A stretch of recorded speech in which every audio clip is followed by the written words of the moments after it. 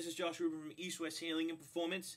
Today I want to talk about light therapy. Now my goal is not to give you the entire breakdown on light therapy and what it does to the cells, but just give you a basic understanding of how it can actually benefit you, and it's something we've started to incorporate recently into some of our clients' regimens only because it's the winter. If you want to learn more about this, I put some references at the beginning of the page. Of course, check out Ray Peat's website, raypeat.com.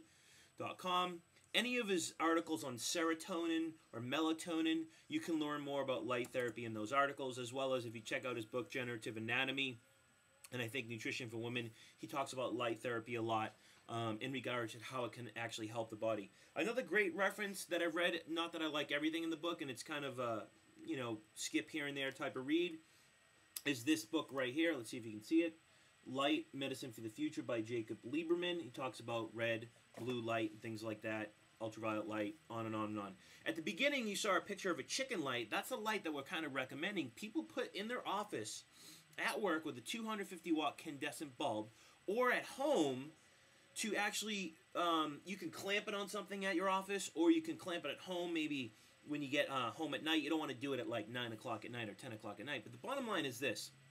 In the winter months, this is very common that most people are getting what we call seasonal affective disorder. At the same time, you see a lot of people in the winter months, I don't want to say, their mood goes down, they're not as vital and energetic. A lot of people start to have more PMS-like symptoms, they gain weight, they almost feel like they're going into hibernation. And speaking of hibernation, Ray P talks a lot about in his articles how when animals are actually going into hibernation, it's secondary to the decreased amount of light that's out there, which actually causes the body to produce excess melatonin and serotonin, which actually puts them into hibernation. So the excess, or I should say the more melatonin and serotonin you're producing, the more your mood's going to go down. You're going to be grumpy, you're going to be anxious, you're going to have blood sugar fluctuations, PMS, you're going to gain weight, and you're going to feel like you want to hibernate.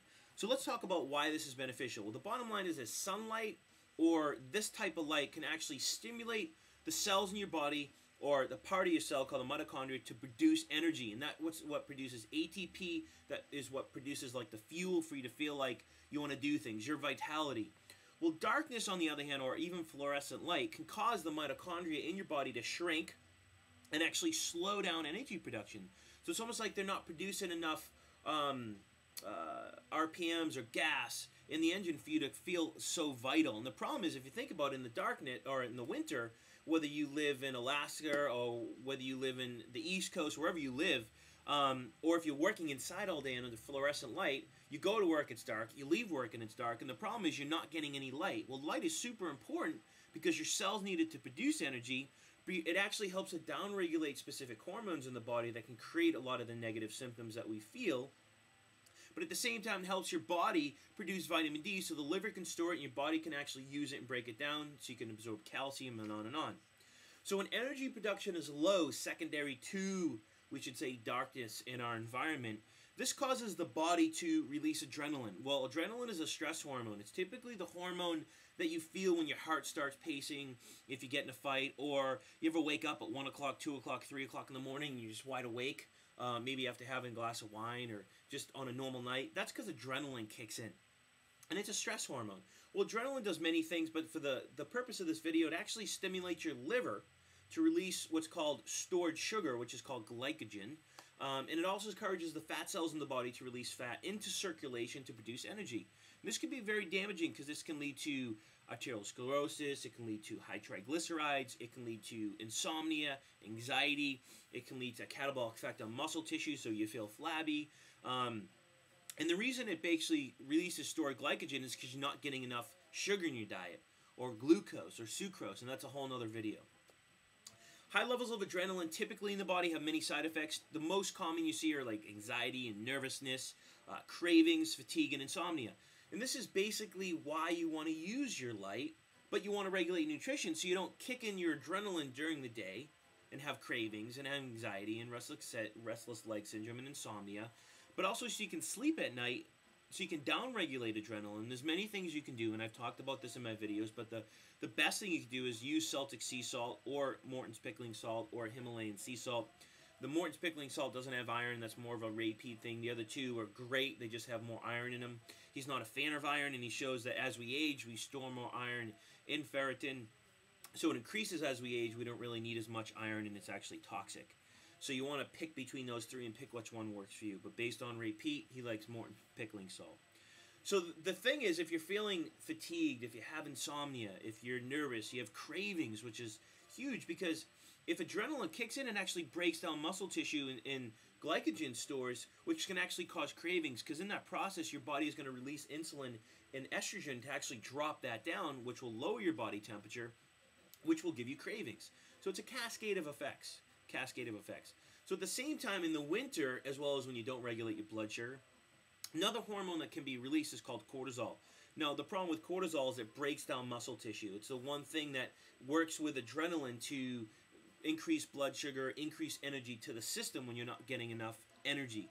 But the problem with cortisol, if you're releasing too much of it, the bottom line is a lot of the receptor sites for cortisol around the midsection. How many of you guys have belly fat kind of around the belly button in the front of your body that you just can't get rid of? Well, that's where you have most of the receptor sites for cortisol in the body. So cortisol breaks down muscle tissue. The more cortisol you're releasing, the more you're going to store in the belly, or I should say the, front area of the belly. So your body's always talking to you. So if you feel like you have, anxiety, insomnia, and you have that belly fat that you can't get rid of, think about, okay, my body's talking to me. Maybe it's because I can't regulate blood sugar and I'm releasing more cortisol. Maybe it's because I go to work and I leave work, it's dark. I'm in work all day, there's fluorescent lights, I'm not really getting any light, which creates a negative effect in my body, and it's creating excess production of melatonin, excess production of serotonin, on and on and on.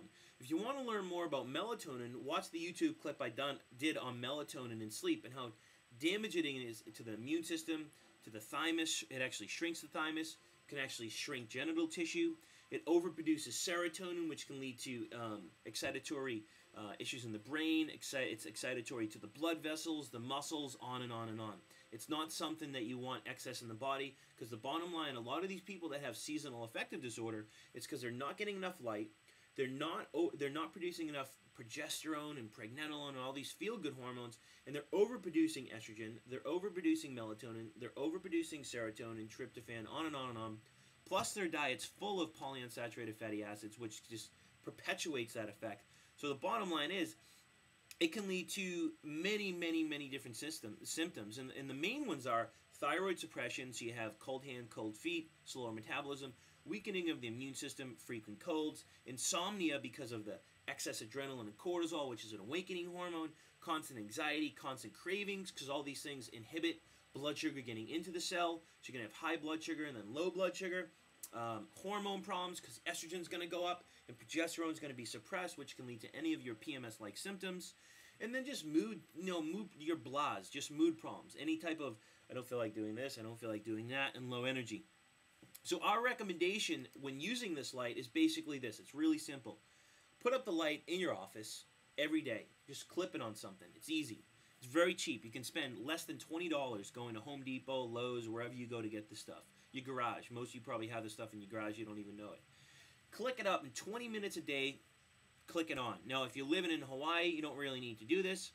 But if it's dark, anywhere you live, typically in the winter, it's something you want to do 20 minutes a day to make sure you're getting enough light to downregulate melatonin, downregulate serotonin, downregulate tryptophan and estrogen, but at the same time stimulate progesterone, pregnenolone, stimulate cholesterol, downregulate PMS-like symptoms, anxiety. It's been shown that these types of lights, there's different types of lights, like red light and blue light, can help with blood pressure, arthritis, PMS, balancing blood sugar, stimulating the thyroid. So it's a very easy, simple thing to do that's very, very, very cheap. So thanks for tuning in. Hopefully you learned something, and we'll see you later on this week.